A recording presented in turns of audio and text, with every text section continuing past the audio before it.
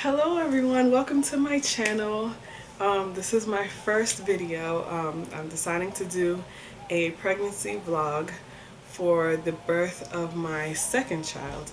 With my first child I did a journal, so I just kept track of what was going on with the pregnancy journal. And this time I just decided I wanted to do a vlog and see how that goes. So as of right now I am 13 weeks pregnant. I'm gonna do just a backtrack to from week one, or at least the week that I found out, until now, because I really just wanted to make sure that everything was okay with the baby. And when I went to the doctor, everything was fine. And I actually didn't get to the doctor until around 11 or 12 weeks.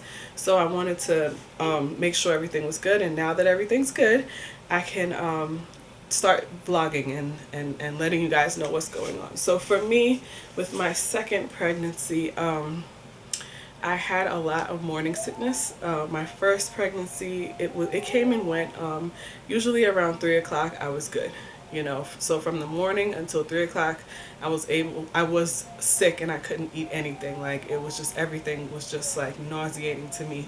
But this pregnancy, there is no time limit. Like, it just comes in the morning and it stays all day, all night, and it was just never ending. I mean, I fought the urge to vomit like every day, because I knew once I started that, it was never going to end. So I didn't even want to go down that road, and I seriously battled, and thank God I never actually threw up from the morning sickness, but the urge was definitely there, and I just did everything in my power to not throw up. So what really helped me during that process was watermelon, to my surprise. I actually have an aunt who was like calling me and saying, you know, I have watermelon, and if you want some, come by and get some. And I like watermelon, but I don't really, you know, crave it, you know, when I'm pregnant or when I'm not. You know, if it's there, I'll have some. Other than that, I'm not really looking for it. And I went and got some, and I had it, and I realized as soon as I had the watermelon, you know, the heartburn was gone, the gas was gone, the nauseous, no, what's the word? Nausea, sorry, pregnancy brain. Can't even think.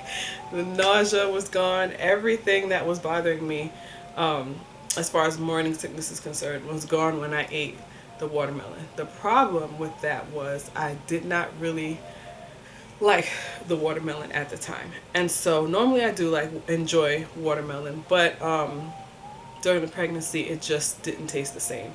And so I'd force myself to eat it just for some relief, but at the same time my taste buds were like, no, this isn't that good. So that was difficult. I came across a recipe actually that shows how to make watermelon juice or watermelon water, and I made that, and that was interesting. It wasn't bad. It was just getting used to drinking it was a little odd, but other than that it was fine. And actually that kind of helped on the days that I didn't want to physically chew and eat the watermelon. The watermelon juice worked the same way. So I also used, later, after I couldn't just stomach the watermelon anymore, I started using green tea. And what I would do is I would steep the green tea lightly, and then in some hot water. Actually, no, I would steep it fully in some hot water and put it in a water jug, and then I would fill the rest of the jug with cold water. That way it thins out the green tea and it's not too strong. And so I would add some mint leaves and a little bit of sweetener. I use stevia drops, but you can put whatever you want in it. And that was enough for me, and I would just drink that all day and get my water intake from that giant jug of green tea, and that helped a lot with the morning sickness too. And if all else failed, or if I was in a pinch, Sour Patch Kids. Sour Patch Kids literally saved my life one night. Like, I felt it coming and I was like, I am not going to make it. I'm about to run to the bathroom. And then I had some Sour Patch Kids in the cabinet, and I was like, let me try this. And it literally saved everything. Like, it's candy, it's sour, it's delicious, and it worked. So those are the three things that helped with the morning sickness. Other than the morning sickness, another symptom I had that was different from my first pregnancy was fatigue. I had fatigue with my first pregnancy, but it was no way near as bad as it is now. And I'm just like, what the heck? Like, I literally go to sleep for about to 9 hours a night, and it's not enough. Like, I wake up with my daughter in the morning and she's running around and I feed her and then I go back to sleep because I just cannot take what is happening. So, with my first daughter, I was tired in the morning, but I was going to work and I was fine. Maybe it was because I was moving around, I just don't remember feeling as tired at all. But now I'm home with my daughter and the new coming baby, and I just feel like I cannot get enough sleep. I just can't. And it doesn't seem to be going away. They say in the second trimester or towards the second trimester, the symptoms start to fade and the morning sickness has faded. I am definitely enjoying food again, or on my way to enjoying food again. But the fatigue it's not budging. Like, it's not going anywhere. So I'm concerned about my energy levels when, as the pregnancy progresses. Other than that, those are the two strongest symptoms this pregnancy. I definitely have some weird stuff though. Like, my boobs hurt, and that's to be expected. But my armpits are really tender. They're tender and they're swollen, and I don't know what that's about. I mean, I get it. It's probably all like side boob connected pain and all that. My boobs are already large, and with the pregnancy, they're just extra fluffy now, and it's connecting to my armpits, and there's like some fluff under there that it's really sore, and when I go to put deodorant on, like, it hurts. So that's a new symptom. Also, my sense of smell, it's not as strong as it was with my daughter when I was pregnant with her, but it does. I feel like I'm more irritated. Like, I'm noticing smells that bother me more, or maybe not. With my daughter, there was a couple of things that really just irked my last nerve as far as smells go. Like, there was a certain perfume that I could not escape. I would be going to work and someone on the bus had the smell, and I was just like, ugh. I'd be in the grocery store and I'm like, who is wearing this perfume? I'd be in so many places. I guess it was a popular perfume. I never did find out what that scent was, but it was disgusting. And I know that with her, that was a huge problem for me. That one particular smell was just everywhere. But with this one, it's just certain things. Like, if I'll cook, I made turkey wings the other day, and the smell or the look of the turkey wings, I think it was the smell though, by the time I was done cooking it, I could not eat those turkey wings. Like, I don't know what it is, but I was just like, okay, turkey wings are out. I hope you guys enjoy.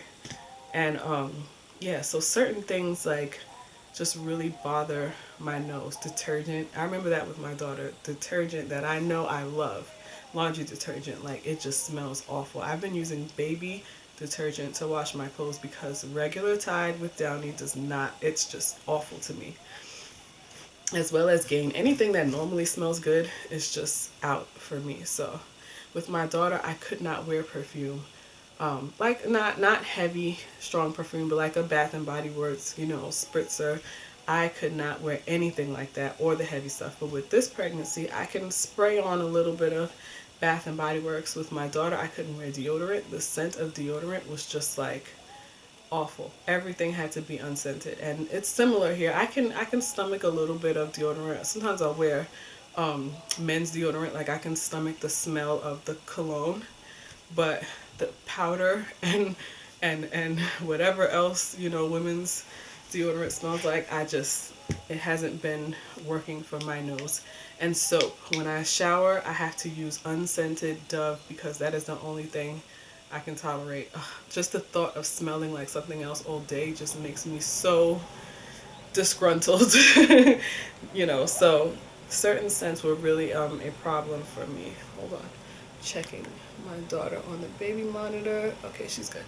And so yeah, those are the only real symptoms I can think of right now. As far as when I found out I was pregnant, I found out at 10 DPO. I took a test, and I really didn't think I was going to see anything that soon. With my daughter, I didn't find out until like weeks later. So, I mean, I didn't even know I was pregnant with my daughter. So, this time, I was, looking to see, and I knew what was coming. And so I took the test at 10 DPO and there was a faint line, and I could not believe my eyes. Actually, I still have the test. I can do a pregnancy line progression video for you guys to see just what it was like from 10 DPO. I think I took a test from 10 DPO to 17 or 18 DPO just to see the progression and make sure like I wasn't bugging. And so I took that test, and yeah, we found out, and it felt surreal. It was definitely planned and it was exciting, but you know, once you get past the 2 week wait part and you find out, okay, yes, I'm pregnant, then it's just like time stands still for like 5 weeks, and it's like the longest 5 weeks of your life. You know, once the pregnancy starts, you know, now you're excited about seeing, you know, the bump and what symptoms am I going to have, and you know, how is this pregnancy going to be compared to the other one. And it just seemed like the longest like first 5 weeks ever. And so now that I'm at 13 weeks, and of course I say this, you know, until the pregnancy hormones kicked in, and then I was like, dear God, like, why didn't I remember how this process goes?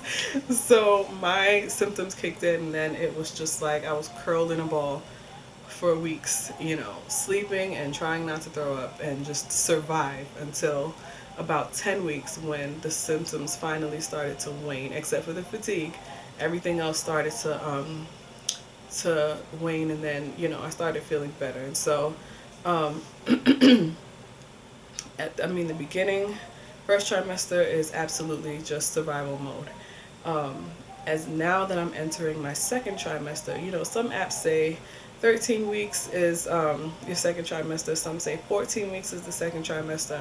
I don't know. I'm just going to go with 13 just so I can be done with the first trimester.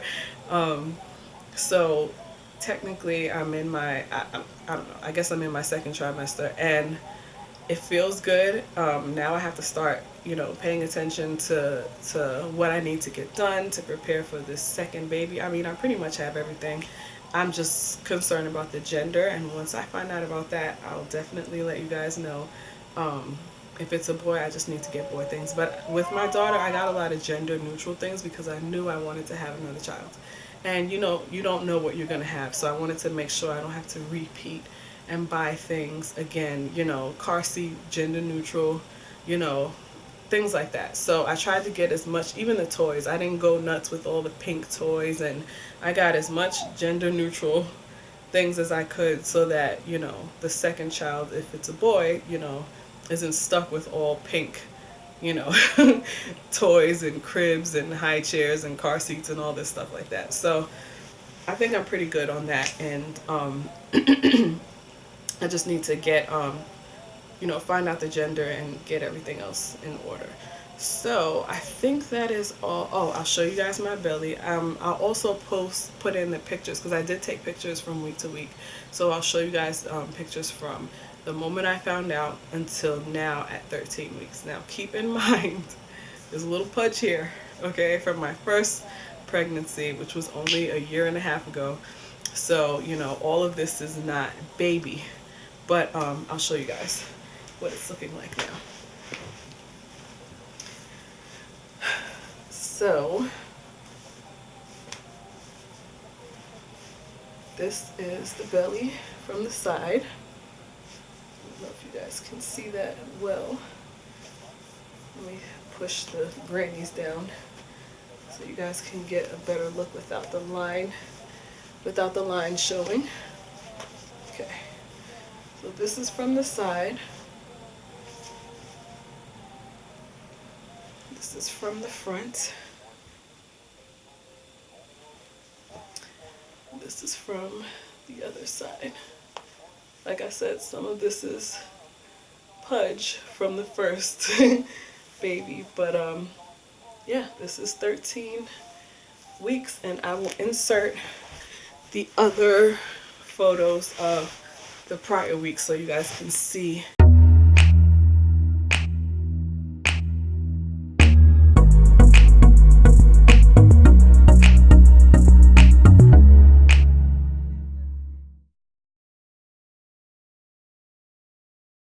Let me know in the comments if there's anything you want to see or know about the first 13 weeks. I might have missed something. Let me tell you, that's another symptom. My memory is shot. It was shot from my first pregnancy, and I was told that once I start getting enough sleep again, it would come back, but I don't feel like it came back at all. Like, my memory was so sharp prior to having children, and now it's like I don't know if I'm coming or going, and it is frightening because I'm like, is it just going to get worse? I feel like I fried brain cells pushing out my daughter. Like, I literally feel like they're just brain cells that will never return. And so I'm like nervous about this second baby. Like, what's going to happen to my mind? Am I going to remember things? Like, it's scary. It's kind of funny at the same time, but not when you need to remember or when you just need to think clearly and you can't recall things. Like, whatever the word was I said earlier in the video that I could not, nausea. I could not remember the word nausea for some reason. So things like that is just frustrating. But yeah, if there's anything that you guys want to know about the first week to week 13, write it in the comments and I will make another video and update you on those questions. Remember to subscribe to my channel, click the bell notification so you guys will know when the videos are coming up, and make sure you click the like button down below if you like and enjoyed this video, and I'll see you guys next time. Bye!